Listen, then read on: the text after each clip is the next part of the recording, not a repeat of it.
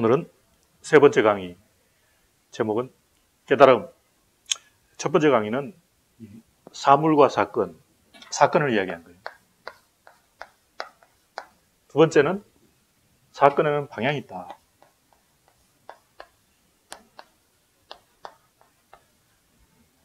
세 번째는 그래서 인간은 깨달아야 한다.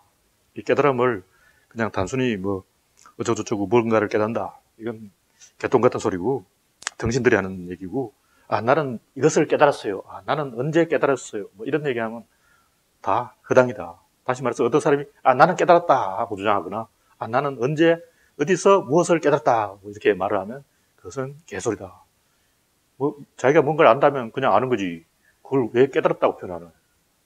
깨달았다는 것은 언어로 말하면 전제와 진술, 맥락과 의미 이런 식으로 어떤 구조가 있을 때 깨달았다고 말하는 거예요. 다시 말해서 고아가 나는 왜 부모가 없지? 다른 사람은 다 부모가 있는데 생각해보면 나도 부모가 있을 수밖에 없다. 이런 걸 깨달음이라고 하는 거예요. 다시 말해서 어떤 사실을 개별적인 사실을 이야기하는 게 아니라 사건을 깨달았다. 사건의 방향을 깨달았다. 다 연결되어 있음을 깨달았다는 거예요. 다시 말해서 어떤 사물이라면 개별적으로 이렇게 있겠지만 사건이라면 다 연결되어 있어요. 그 연결이 있으면 중심이 있는 거예요. 중심이 있으면 방향이 있는 거예요. 방향이 있으면 깨달음이 필요한 거죠. 다시 말해서 그냥 나는 무엇을 깨달았다. 혹은 나는 언제 깨달았다. 이런 식으로 이야기하면 그것은 깨달음이 아니고 또 설사 뭐가 그것을 깨달았다고 치더라도 그것을 굳이 깨달음이라고 거창하게 포장해서 말할 필요가 없는 거예요. 깨닫는 건 1 더하기 2가 3이라는 걸 깨달았다 이렇게 말하면 그것도 깨달은 것이라고 할 수 있겠지만 그걸 굳이 이제 거창하게 포장해서 깨달음이다 하고 이렇게 말할 필요는 없는 거예요. 이 우주 존재 자체가 깨달음의 구조로 되어 있다는 그 사실을 받아들여야 되는 거죠. 다시 말해서 깨달음은 어떤 개별적인 사실을 아는 문제가 아니고 실천하고 가담하고 행동하는 문제예요. 예를 들면 어떤 사람이 나는 자동차를 안다. 그러나 그 차를 운전할 줄 몰라요. 운전할 줄 모르면서 자동차를 안다는 것은 그건 농담에 불과한 거죠. 그러니까 마차와 수레와 배와 비행기를 구분할 줄 안다. 이건 아는 게 아니고 모르는 거예요. 설사 그 차를 운전할 줄 안다 해도 운전면허가 있다 해도 그 차가 자기 차가 아니면 소용이 없는 거예요. 그래서 깨달음이라는 것은 단순히 이제 어떤 사실에 대한 문제가 아니라 근본적으로 삶의 자세에 대한 문제인 거예요. 그래서 구조론적인 관점에서 보면 깨달으면 피와 구분, 우리 편이 될 것이냐, 적군이 될 것이냐, 누구 편에 설 것인가 이런 문제예요. 그래서 깨닫지 못한 사람은 자기 본능을 따라가게 돼요. 인간이 태어나면서 뭔가 행동을 하는데 그 행동을 하는 원인이 뭐냐? 예를 들면 우리는 명성을 탐하고 권력을 탐하고 돈을 탐하고 출세를 탐하고 미인을 탐하고 뭔가 좋다는 건 다 탐합니다. 그런데 왜 그것이 좋을까요? 왜 좋지? 돈이 왜 좋지? 부족민에게 영화 부시맨이라는 영화에도 나오지만 부족민에게 돈을 딱 가져다 주면 돈을 던져버리죠. 돈이 뭐가 좋아? 돈이 좋은 것은 돈이 자기한테 이득을 주기 때문이 아니라 집단이 돈은 좋은 것이라고 무의식에 속삭이기 때문에 그런 거예요. 다시 말해서 인간이 뭔가 좋다는 것은 남과 비교해서 남보다 잘났다는 것을 증명할 수 있는 건데 부족민은 반대예요. 부족민은 잘난 척하면 아웃됩니다. 만약 부족민 마을에서 나 잘났어 하는 순간 바로 사망이에요. 부족민 마을에서는 철저하게 나는 못났어 이렇게 말해야 돼요. 한국인들도 그런 부족주의 관습이 있기 때문에 연예인이나 스포츠 스타는 겸손하게 이것은 다 제 잘못입니다. 제가 잘못했어요. 이것은 다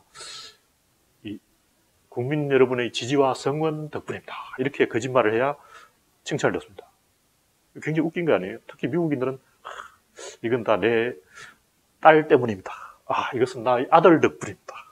한국인들은 이것은 우리 부모님 덕분이다. 이렇게 거짓말을 하면 칭찬을 듣는 거죠. 이런 건 웃긴 거예요. 그래서 우리가 나는 이게 좋다. 나는 저게 좋다. 나는 뭐가 좋더라. 그것이 과연 나의 순수한 생각이냐 이거죠. 그것은 나의 생각이 아니고 사회가, 무의식이, 집단이 당신에게 강요해서 끌어내는 소득인 거예요. 다시 말해서 여러분이 난 돈이 좋아, 난 권력이 좋아, 난 명성이 좋아, 난 출세가 좋아 이렇게 말하는 것은 그것이 여러분에게 좋기 때문에 아니고 여러분이 집단 무의식에 속아서 집단을 위해서 바치는 노예의 행동이라는 거죠. 그러면 이제 현명한 건 뭐냐? 노자가 말하듯이 자기 일신의 쾌락을 쫓는 게 현명하다. 근데 그것도 내가 봤을 때는 똑같은 거예요. 노자는 왜 인간이 권력을 탐하다가 아웃되느냐? 윤서인.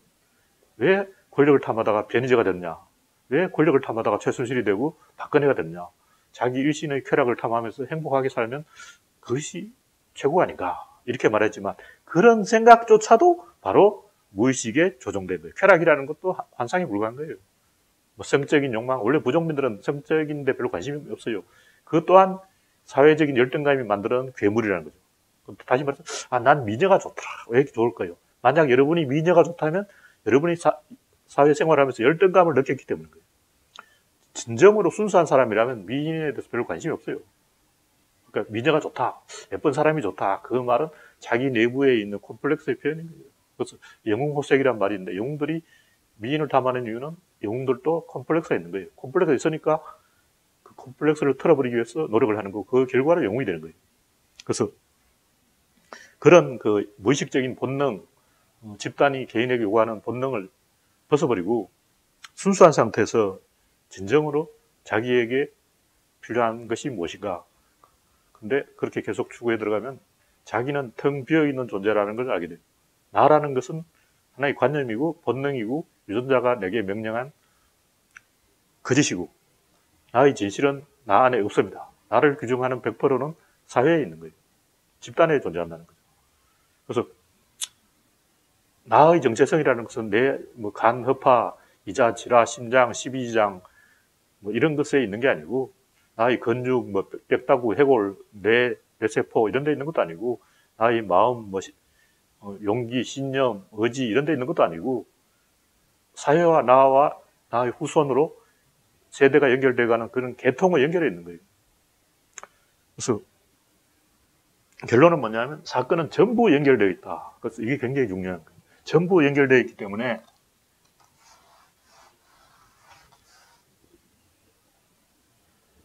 여기서부터 이렇게 계속 연결되어 갑니다. 그래서 방향이 필요한 거예요. 이것이 사건이다. 계속 연결되어 있어요. 여러 번 여기나 혹은 여기쯤 있어요. 그러면 자기 뒤에 따라올 후배도 있고 선배도 있고 이렇게 계통이 쭉 연결되어 가고 있는 그런 여기 중심이 있다면 여기서부터 시작을 해야 되는 거예요. 모든 사유나 행동을 바로 여기서부터 시작해야 된다. 그러나 우리는 여기나 여기에 있기 때문에 여기의 시작점을 알지 못합니다. 그러니까 내가 행동하는 사건의 시작점이 어딘지 그건 나도 모르는 거죠. 보통 사람들은 모른다. 그러나 구조론을 배우면 다 알게 된다. 그래서 방향성이 있고 방향을 파악하고 거기에 맞춰서 인간의 행동을 해야 된다. 근데 여기서 중요한 것은 그러면 이제 나 깨달았어. 진술에 대해서 전제를 깨달았어. 의미 속에서 맥락을 깨달았어. 팩트 속에서 관점을 깨달았어. 사물 속에서 연결을 깨달았어. 그것이 하는 절차를 깨달았어. 이런 맥락을 다 여러분이 깨달았다고 하면 그럼 이제부터 어떻게 해야 될 것인가. 여러분의 삶은 180도로 달라져야 되는 거예요.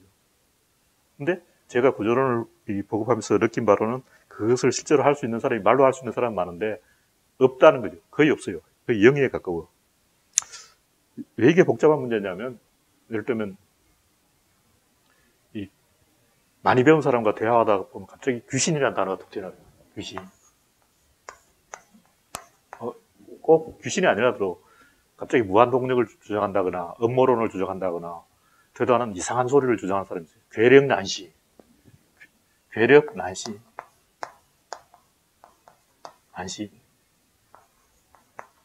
이런 엉뚱한 것을 주장하는 사람들은 진짜 한 방 때려버리고 싶죠. 내 앞에 500방을 맞아야 돼요.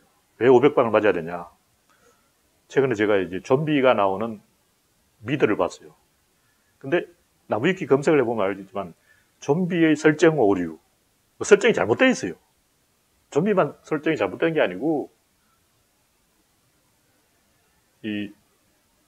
뭐 진격의 거인 뭐 이런 일본 만화라든가 그 데스노트 다 설정이 잘못된 거예요. 설정이 뒤죽박죽 앞뒤가 안 맞는 게 한두 가지가 아니에요. 일단 좀비의 설정에 보면 좀비는 거의 무한동력 기관이거든요. 좀비를 눈을 딱 가리고 좀비 입을 부러뜨리고 손을 부러뜨린 다음에 두 명을 딱 연결하고 좀비 앞에 고깃덩어리를 하나 매달아 놓으면 좀비는 무한동력에서 계속 움직여요. 좀비는 계속 걸어가기 때문에 여기 숙을 딱 제공하고 좀비 두 사람을 묶어놓고 앞에 고깃덩어리를 하나 달아놓으면 좀비가 계속 움직일 거 아닙니까? 좀비는 무한동력 기관이라서 좀비 발전기로 막 배터리를 돌려서 엄청난 전기를 만들어 살 수 있는 거예요. 좀비 드라마 보고 야, 저 소보다 더 일 잘하네. 좀비들이 힘이 세요. 그래서 좀비 100마리를 묶어서 이렇게 연결해 놓으면 뭐 모터 돌리고 집에 전기 다 켜고 막 엄청나게 떼돈을 벌 거 아니야. 그래서 그런 좋은 좀비를 가지고 왜 화를 내고 있냐고. 좀비보다 좋은 게 어디 있어. 그래서 제가 하고 싶은 이야기는 뭐 나무위키 검색을 해보면 알겠는데 좀비의 설정 오류는 굉장히 많습니다. 그럼 귀신의 설정 오류는 좀비의 10배예요. 다시 말해서 좀비 설정 오류가 10개라면 귀신의 설정 오류는 한 100배쯤 된다는 거죠. 무슨 얘기냐면 보통 귀신 이야기나 이런 것들이 끊어져 있어요. 이렇게. 이 중심과 끊어져 있단 말이에요. 다시 말해서 여러분이 만약 귀신을 이야기하려면 그냥 귀신 이렇게 말하면 안 되고 여기서부터 연역을 해와야 되는 거예요. 귀납을 하면 안 되고 여기서부터 귀신까지 가려면 내가 봤을 때 최소 100단계가 있는데 그 100단계를 낱낱이 증명하라는 거죠. 지금 제가 무슨 얘기를 하냐면 깨달음이라는 것은 사물에 대해서 사건으로 가는 거고 사건에는 방향이 있고 방향이 있으면 기점이 있고 그리고 여기에 뭔가가 있는 거예요. 여러분이나 귀신은 여기에 있어. 그럼 여기서 여기까지 오는데 최소 100단계가 걸린다는 거죠. 다시 말해서 100가지 정도를 증명해야 귀신에 대해서 여러분은 발언할 자격이 있는 거예요. 예를 들면 여러분이 먼저 가다가 뭔가 이상한 걸 봤다. 근데 나는 귀신을 봤어. 이러면 안 되죠. 내가 뭔가를 봤는데 그게 뭔지 모르겠어. 이렇게 말해야죠. 예를 들면 여러분이 꿈을 꾸다가 뭔가 이상한 걸 봤으면 꿈속에서 귀신을 봤어. 이렇게 말하면 안 돼요. 꿈속에서 내가 뭔지 모르지만 뭔가 있었어. 이렇게 얘기해야죠. 근데 여러분들은 그런 과정을 다 생략하고 갑자기 귀신으로 바로 질러가 버려요. 말하자면 100단계를 질러간다는 거죠. 그래서 제가 여러분에게 요구하는 것은 깨달음은 실천이다. 귀신, 난신, 괴력 이걸 버리는 게 깨달음인 거예요. 무한동력 이걸 버려야 돼. 무슨 주장을 하든 여기서부터 시작하라는 거죠. 여기서부터 연역해서 1단계, 2단계, 3단계, 4단계, 5단계 계속 내려와서 적어도 여러분이 귀신까지 가려면 최소한 100단계를 해명해야 돼요. 그뿐만 아니라 뭐 국어사전이라든가 이거 굉장히 많은 우리가 일상적으로 쓰는 단어들이 다 이게 다 끊어져 있어요. 그냥 뚝뚝뚝뚝 중간에 끊어져 있는 갑자기 막 갑툭튀 튀어나오는 거예요. 일단 여러분은 그냥 사랑이라고 하는데 뭘 보고 사랑한다는 게 뭐죠? 이 근원으로부터 사랑을 증명하려면 내가 봤을 때 한 수십 단계 나 같으면 그걸 집요하게 다 하나 증명합니다. 나 같으면 뭐 존엄, 자유, 사랑, 성취, 행복 이렇게 해서 족보를 쭉 만들어내요.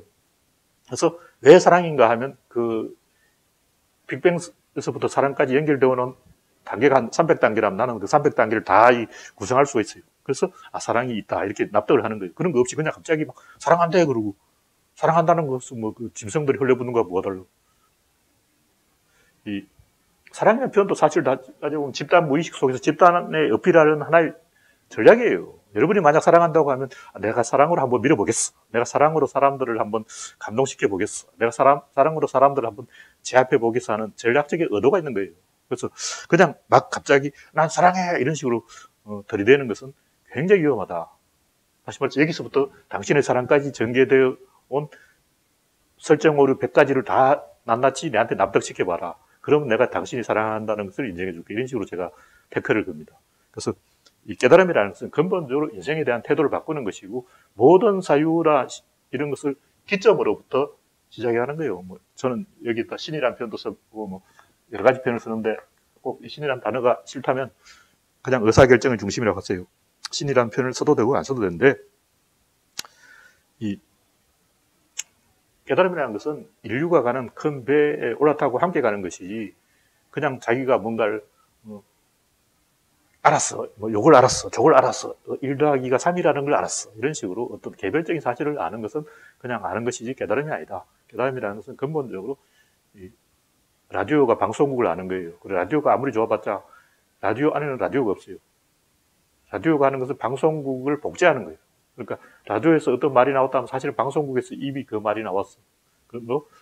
여러분이 하나의 그 라디오라는 사실을 깨닫고 방송국을 찾아서 방송국 편에 써야 돼요. 방송국하고 주파수를 맞추지 않는 라디오는 고장난 라디오구나, 아니면 북한 방송 듣는 라디오구나, 아니면 그 불법 해적 방송 듣는 것이거나, 그것은 가짜다. 그래서 어떤 것이 있다면 반드시 그것을 그것이게 하는 그것이 먼저 있습니다. 자궁이 있다는 거예요. 모태가 있다는 거예요. 여러분이 어떤 것이 존재한다면 그것을 앞서 반드시 그것이 있어요. 예를 들면 개인의 인권이 있다. 그러면 갑자기 인권이 어디 있지? 하늘에서 뚝 떨어졌나? 하나님이 갑자기 막 인권해서 줬나? 전인권인가? 이러면 안 되고, 인권 이렇게 말하려면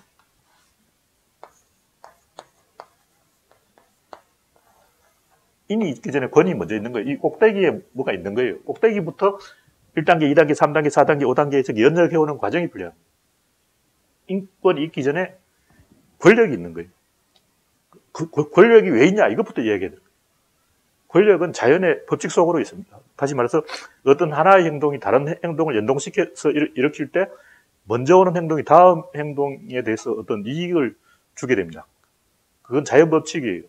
이 구조론에 아까 얘기한 효율성에 의해서 일어나는 것이고, 개인의 인권이 있으면 가장의 권력도 있고, 부족의 권력도 있고, 국가의 권력도 있고, 권력들이 단계적으로 다 있는 거예요. 이 권력들은 인류가 처음 지구상에 출현할 때부터 생겨난 거예요. 근데 두 사람이 이럴 때까지는 권력이 없어. 세 사람이 이럴 때부터 권력이 생기는 거예요. 권력이 뭐냐면 두 사람이 어떤 하나를 공유할 때 그 한 사람이 갖게 되는 이익을 말하는 거예요. 다시 말해서 지금 각 정당이, 특히 군소정당이 비례대표제를 하자고 막 주장하고 있죠. 그게 바로 권력이에요. 다시 말해서 자한당과 민주당이 막 싸울 때 중간에 있는 정의당이나 그 제3당은 줄만 잘 서면 목리를 부려서 공짜 먹는다. 이게 권력인 거예요. 자연법칙이라고. 그러니까 둘이서 50대 50으로 막 싸우고 있을 때 중간에 있는 놈이 가만히 앉아서 1의 노력으로 100의 이득을 누리는 그 김종필 효과.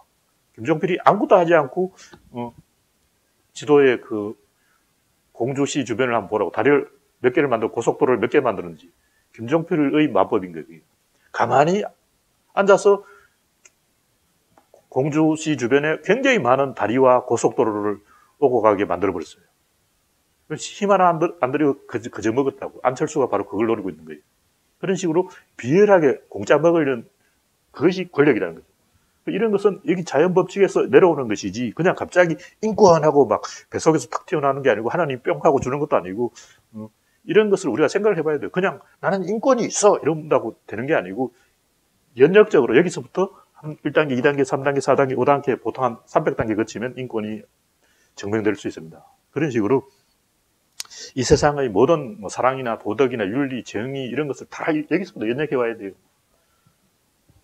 예를 들면 뭐 은행이 왜 이자를 받을까? 이런 것도 은행이 받고 싶으면 받지. 고리대금 이게 아니에요. 은행이 효율성을 생산하기 때문에 이자를 받는 거예요. 은행이 돈을 복제해냅니다. 다시 말해서 돈 공장인 거예요. 분명히 실제로 은행이 더 많은 이익을 만들어낸다는 거죠. 무슨 얘기냐면 여러분이 화폐를 여러분의 금고에 쌓아놓는 것보다 은행에 쌓아놓으면 그 화폐 하나를 공유하는 거예요. 그러니까 여러분이 금고에 있는 돈은 여러분만 쓸 수 있지만 은행에 넣어놓은 돈은 한 개의 돈을 여러 사람이 동시에 쓸 수가 있어요. 은행에는 100만 원만 있는데 A, B, C 세 사람이 동시에 그 돈을 사용할 수 있다고. 그런 식으로 계속 돌리기를 할 수가 있는 거예요. 실제로 은행이 이익을 창출하는 거예요. 그래서 예를 들면 여러분이 만약 집에 금이 있다면 여러분만 이득을 보는 게 아니고 여러분의 마누라도 이득을 보고 여러분의 남편도 이득을 보고 여러분의 자식도 이득을 보고 여러분의 아들도 다 진영에 올라가서 이익을 봅니다. 이게 실제로 이익을 보는 거예요. 은행이 없다면 그런 구조가 무너지는 거죠. 한 사람만 이득을 보는 거예요. 이런 식으로 실제로 물리적으로 과학적으로 성립한다는 거죠. 그래서 깨달음에 도달하면 우리가 추상적인 관념이라고 생각하는 뭐 정의라든가 도덕이라든가 윤리라 이거 다 물리적으로 입증을 할 수가 있어요. 물리학에서 이미 다 판가름이 나는 겁니다. 그래서 삶의 방법이 완전히 바뀌게 된다. 모든 것을 이렇게 연역적으로 중심에서부터 사유를 시작해서 내려온다. 이 구조로 여러분의 삶이 바꿔야 된다. 그러므로 보수주의자는 깨달은 사람이 아니에요. 근데 제가 봐서 깨닫다고 주장하는 사람 중에 100명 있다면 그 중에 99명이 보수주의자더라고. 다 가짜라는 거죠. 진짜라는 것은 왜 그러냐면 이렇게 연결되어 있다 이걸 주장하는 게 바로 진보예요. 뭐 다문화라든가 뭐 조선족이라든가 흑인이라든가 백인이라든가 여성이라든가 모든 소수파도 이 연결에 기여하기 때문에 이 연결을 보면 평등해진다. 이런 얘기죠. 그래서 복제본은 원본에 에너지를 의존하고 원본은 복제본을 거느리고 세력을 이루면서 일제히 한 방향으로 나아가게 된다. 그것이 이제 생물의 진화, 우주의 팽창, 문명의 발달, 자본의 번영, 삶의 풍성함이다. 이 모든 것이 이렇게 쭉 연결되어서 일제히 한 방향으로 가게 되는 거예요. 그래서 여기에서도 기점이 있고 계속 이렇게 사방으로 이렇게 막 뻗어나가고 있어요. 그래서 어떤 사유를 하든지 간에 여기서부터 사유를 시작해야 된다. 그래서 제가 항상 강조하는 신과의 1대1이고 대표성이죠. 그러니까 여러분이 어떤 판단할 때마다 내가 민주당 대표다. 내가 대한민국 대표다. 내가 인류의 대표다. 내가 신의 대표다. 내가 우주의 대표다. 신은 내 동생이다. 이런 관점에서 사유를 시작해야, 다시 말해 여기서부터 생각을 시작해야 뭐 사랑이든 정의든 윤리든 도덕이든 올바르게 된다. 그리고 그것을 실천해야 되는 거예요. 그러면 진보주의자가 될 수밖에 없어. 그래서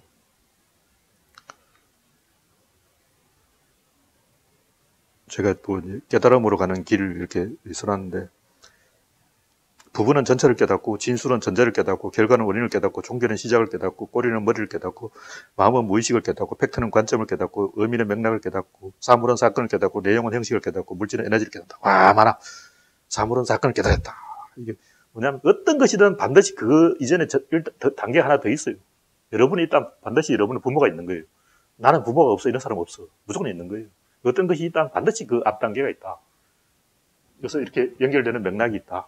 중심이 있고 주변이 있다. 그리고 방향성이 있다. 그러므로 여러분이 해야 되는 행동은 어떤 결정을 하든 이 중심에서부터 시작해야 된다. 오늘 여기까지 이야기했습니다.